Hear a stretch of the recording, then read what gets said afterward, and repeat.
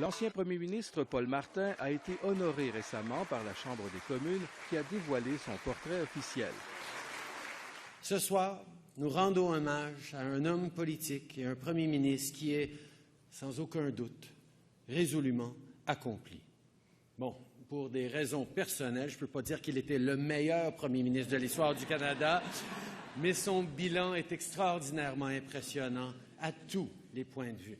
Après la démission de Jean Chrétien comme chef du Parti libéral, Paul a remporté un impressionnant 93% des voix durant la course à la direction. Le 12 décembre 2003, il a été assermenté à titre du 21e Premier ministre du Canada. Le miracle du revirement de l'économie canadienne, c'est grâce à M. Martin, son entêtement, sa volonté de tenir tête à la machine gouvernementale et à certains de ses collègues pour rééquilibrer les budgets et faire des surplus. Mais le premier ministre Martin, son legs, c'est vraiment l'entente de Kelowna, malheureusement, qui n'a pas été mise en place par les conservateurs. Chez Paul Martin, il y a toujours eu une grande curiosité intellectuelle.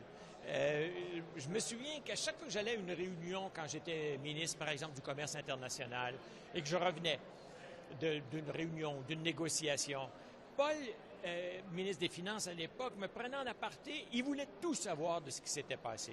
En tant que Premier ministre, M. Martin nous a laissé un héritage de politique tourné vers l'avenir. C'est sous son gouvernement que le projet de loi sur le mariage entre personnes de même sexe a été adopté. Le portrait de Paul Martin a été réalisé par le peintre Paul Wise, dont les tableaux sont exposés au sein de grandes collections à travers l'Amérique du Nord. C'est lui qui a peint le portrait de Peter Milliken, qui fut président de la Chambre des communes de 2001 à 2011. M. Martin a choisi le décor de la Chambre des communes pour ce portrait. On peut le voir alors qu'il vient de se lever et qu'il se prépare à prendre la parole. Le voix est un peu plus étroite quand on fait un portrait officiel comme ça. Et c'est le travail de l'artiste d'écouter tout ce que l'homme dit et de trouver un moyen de le représenter qui fait plaisir. Afin de s'assurer que le portrait soit au goût de son sujet, Paul Wise a rencontré M. Martin au moins 5 fois pendant qu'il travaillait sur cette œuvre. Le peintre a en fait peint 2 tableaux. Il a lui-même décidé de tout recommencer car il n'était pas satisfait de sa première ébauche.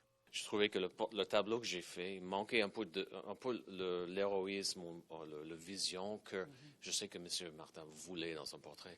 J'ai refait en changeant quelques éléments.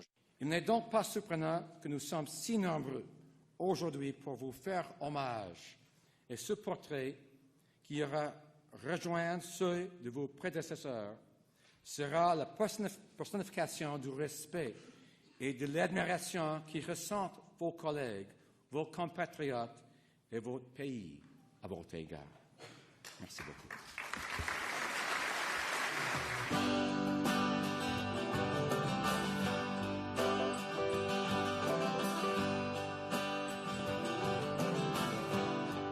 Après le dévoilement officiel du portrait de M. Martin, une réception avait lieu en son honneur.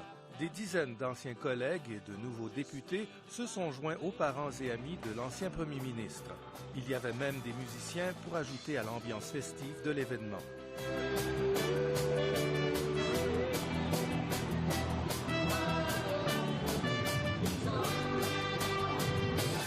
Paul Martin aura dirigé un gouvernement minoritaire pendant tout juste un peu plus de 2 ans.